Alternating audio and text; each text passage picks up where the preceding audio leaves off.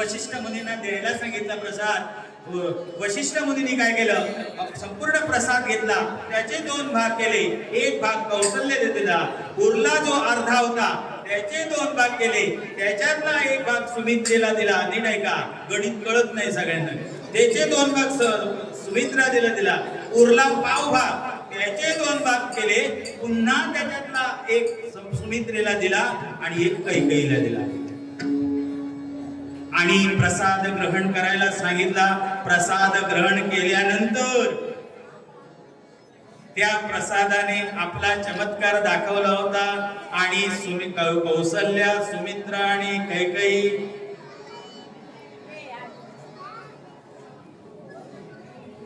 यांना पुत्ररत्न प्राप्त होण्यासाठीची तयारी झाली. गर्भारपण आलं आणि त्याही तेजपुंज दिसायला लागल्या. कौसल्या राणी तर अगदी तेजपुंज एवढी दिसायला लागली. डोहाळे तर एवढे लागले की सात्विक डोहाळे, तेजपुंज दिसायला लागली, प्रसन्न दिसायला लागली. तिन्ही राण्या प्रसन्न दिसायला लागल्या. राजाला खूप आनंद झाला. तो म्हणाला, वाटेल तितका खर्च होऊ दे, पण मी हा उत्सव आनंदाने साजरा करणार. जसं या कमिटीने ठरवलेलं आहे, वाटेल तितका खर्च होऊ दे, पण आलेल्या भक्ताची गैरसोय होता कामा नये. अगदी प्रेमाने या ठिकाणी पाहिलं तर अगदी सकाळीपासून अगदी 8 दिवस 9 दिवस इथे ही भक्त मंडळी या देवाचं करण्यात एवढं मग्न असतात. स्वतःचा स्वार्थ काही नाही हो, स्वतःचा स्वार्थ काही नाही. ही देवाची सेवा करून मला एवढा फायदा मिळणार काही नाही, अशी ही भक्त मंडळी.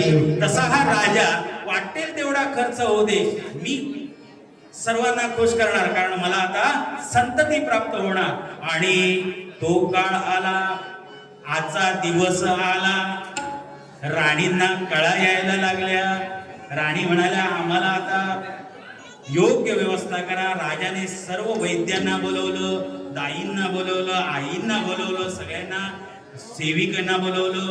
आणि एवढ्या दिमाखामध्ये त्यांनी ठरवलं की कोणतंही गैरसोय होता कामा नये. सगळेजण वाट बघायला लागले. 1 वाजलेला आहे तरी अजून रामजन्म कसा होत नाही. दरवर्षी 12 वाजता होतो, तसं 12:30ला होतो. तसं उत्कंठा लागली हो, उत्कंठा लागली. आता होईल, आता होईल, आता होईल. चैत्र मास, चैत्रातले ते दिवस फार उकडतंय. अगदी 12 वाजता त्याच्यात हे हॅलोजन आणखी उकडतंय, आणखी उकडतंय, गरम होतंय. आणि अशा या तप्त वातावरणात या रामाचा जन्म आता होणार आहे. अगदी 2 मिनिटं राहिली.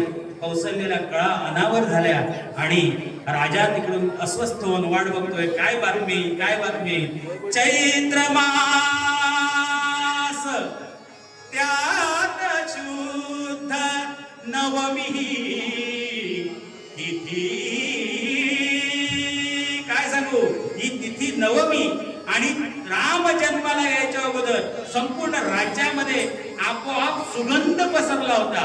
काय सांगू, सुगंध पसरला होता, कारण देवाचं आगमन होणार आहे. जिथे किती 2 प्रहरी कागशिरी सूर्य थांबला. सूर्य पण थांबला आणि इकडे प्रसूत झाली आणि सगळीकडे बातमी पसरली, राम जन्मला ग सखी, राम जन्मला, राम जन्मला, राम जन्मला, राम जन्मला, राम जन्मला.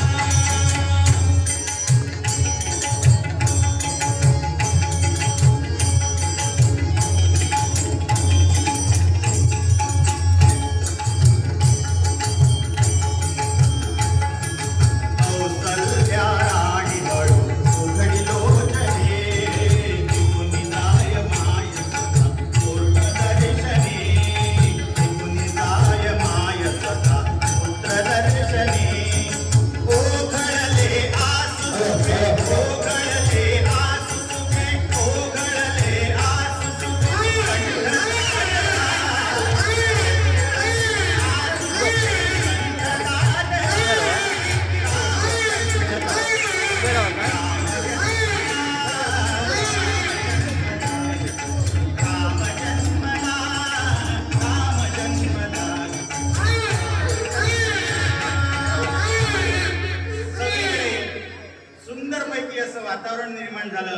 सगळे जण देव गंधर्व ऋषीमुनी सगळे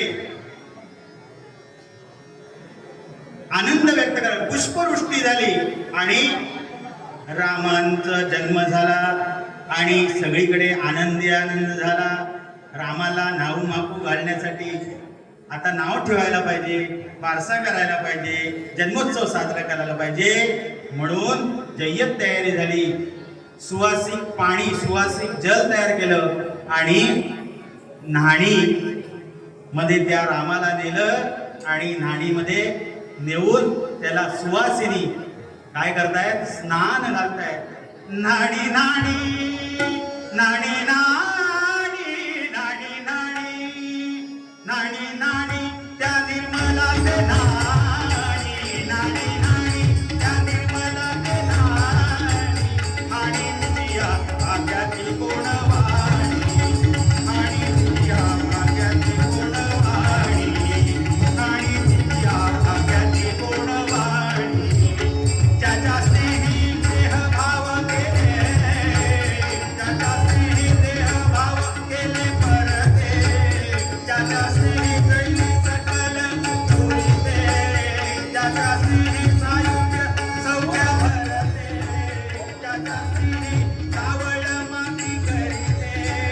नाणी नाणी नाणी नाणी नाणी नाणी त्या निर्मलाचे नाणी नाणी नाणी त्या निर्मलाचे नाणी नाणी तुझ्या भाग्याची गोडवाणी नाणी तुझ्या भाग्याची गोडवाणी नाणी तुझ्या भाग्याची गोडवाणी.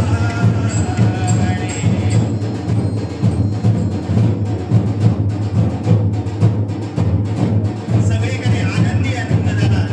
बारशाची तयारी झाली, पाळण्यात घालण्याची तयारी सुरू झाली आणि अशा या सुंदर वातावरणात देव अशा या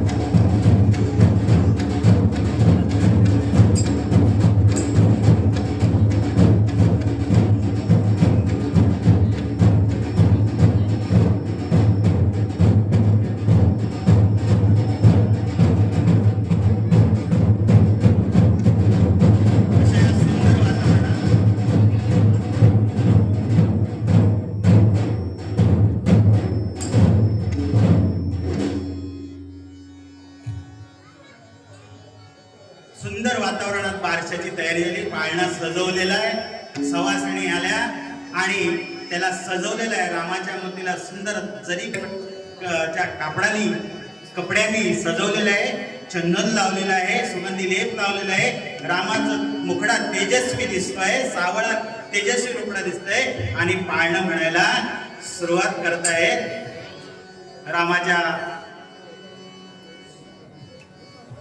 रामाला बाळाला पाळण्यात घालण्यासाठी आणत आहे आणि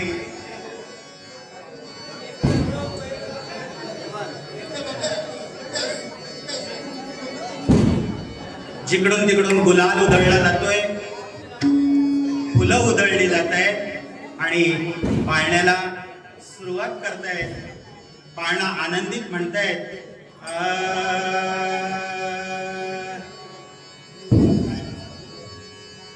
जो जो